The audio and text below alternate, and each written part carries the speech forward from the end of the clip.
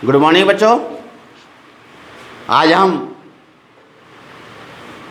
आगे वाला जो पद है देव का उसमें चलते हैं। धार में दाहे निर्धार हवे जाए फंसी उक्सी न बेरी री अंगराए गिरी गहरी गही फेरे फिरी ओ घिरी न घेरी देव कुछ अपनो बस ना रस लालच लाल चीते भयो न चेरी बेगी ही बूढ़ी गई पकिया आंखिया मधु की मखिया भई मेरी। तो प्यारे बच्चों, अपनी पेन से निकाल करके जो मैं शब्दार्थ बताता हूँ उसको अंडरलाइन करके शब्दार्थ लिखिए। धार, धारा अर्थात प्रेम की धारा। धाय दौड़कर, धसी घुस गई, निर्धार बिना किसी सहारे के, उक्सी निकली, गिरी पकड़ में आई,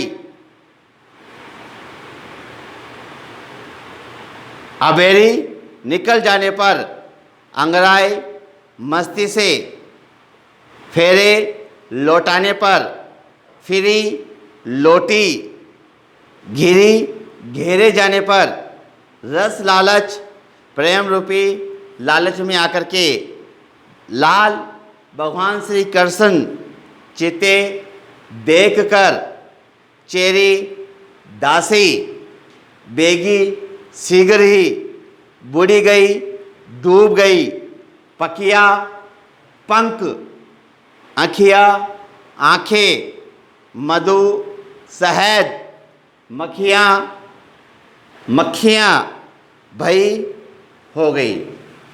तो क्या लिखोगे सबसे पहले बच्चों? संदर्भ। क्या लिखोगे? संदर्भ। क्या बताया था मैंने आपको? प्रस्तुत पद्यांश या प्रस्तुत छंद हमारी पाठ्य पुस्तक क्षितिज में से कवि देव के द्वारा रचित पदों से लिया गया है। क्लियर? फिर इसके बाद क्या आता है? प्रसंग। प्रसंग में क्या लिखोगे? प्रस्तुत पद्यांश के अंदर कवि भगवान श्री कृष्ण के प्रेम रस में डूबी गोपी का एक मधुमक्खी के रूप में वर्णन किया गया है। जिस प्रकार एक मधुमक्खी शहद का रस पान करने के लिए क्या बना लेती है?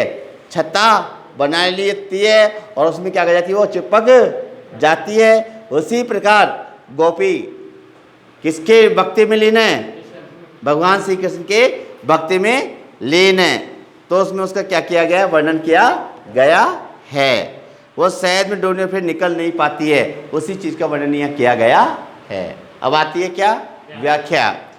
तो देखिए, धार में धाय दसी निर्धार हवे जाए पक्षी उक्सी न वबेरी। कवि देव भगवान श्री कृष्ण के प्रेम रूपी भक्ति में फंसी होने में देव के माध्यम से क्या कह रही है कि कोई गोपी नायिका कह रही है कि उसकी आंखें बिना सोचे समझे भगवान श्री कृष्ण के प्रेम रस की धारा में क्या कर गई? प्रवेश, शीघ्रता से प्रवेश कर गई। धार में दाए दसी निर्धार हवे जाए पसी उक्सना बेरी, अर्थात अबेरी जहाँ निकलने का कोई रास्ता नहीं है। वो मेरी जो आंखें है वह भगवान श्री कृष्ण के प्रेम में क्या कर गई है?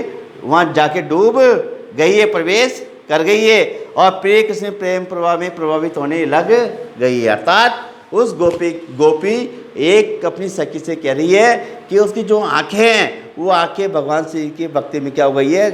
प्रवेश कर गई है, जहाँ से उसको निकल पाना मुश्किल है। री अंगराई गिरी गहरी, री अंगराई गिरी गहरी, वो कहती है कि उस रस धारा में वो ऐसे फंस गई है कि निकलने का प्रयत्न करने पर भी वो निकल नहीं पा रही है।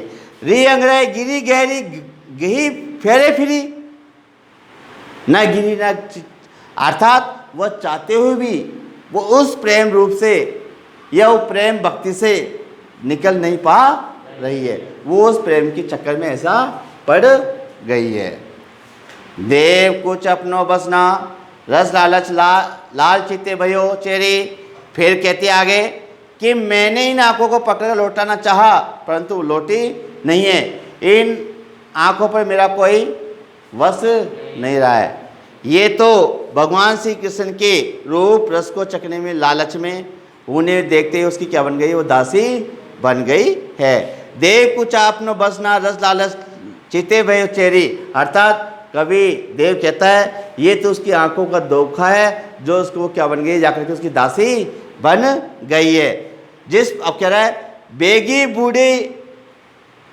बूढ़ी गई पखिया आंखें मधु की मक्खिया भई भेरी। ले अब उदाहरण देके कह रही है जैसे शहद में पंखों के डूब जाने पर मधुमक्खी उड़कर बाहर निकलने में क्या हो जाती है, असमर्थ हो जाती है, अर्थात उसे उड़ा नहीं जाता है, अर्थात उसे अपने पंख फैलाने की इजाज़त नहीं होती है। उसी प्रकार मेरी आंखें भी भगवान श्री कृष्ण के मनमोहक स्वरूप के मधु में फंसकर लौटने में क्या हो गई है, असमर्थ हो गई है। अर्थात एक गोपी अपनी एक सखी गोपी से कह रही है कि मैं भगवान श्री कृष्ण की भक्ति में ऐसे लीन हो चुकी हूँ कि वहाँ से मेरा निकल पाना क्या हो गया, मुश्किल नहीं हो गया है, वहाँ निकल नहीं पा। अर्थात कि अब गोपी का कृष्ण के प्रेम पास से मुक्त हो पाना संभव नहीं है।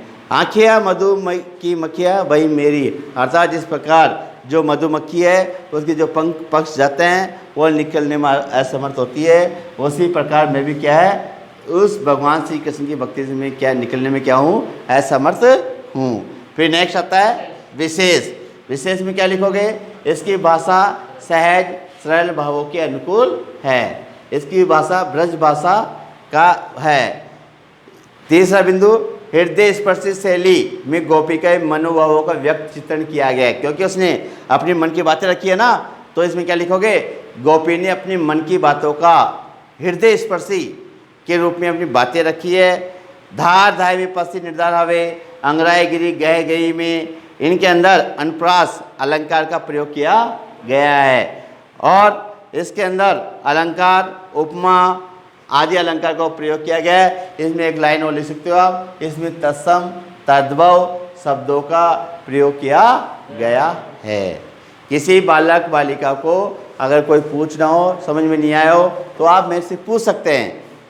ठीक है बच्चों, ये आपका एक पद और रह चुका है, वो पद अब हम अगली वाली कक्षा में जाकर के उसका अध्ययन करेंगे।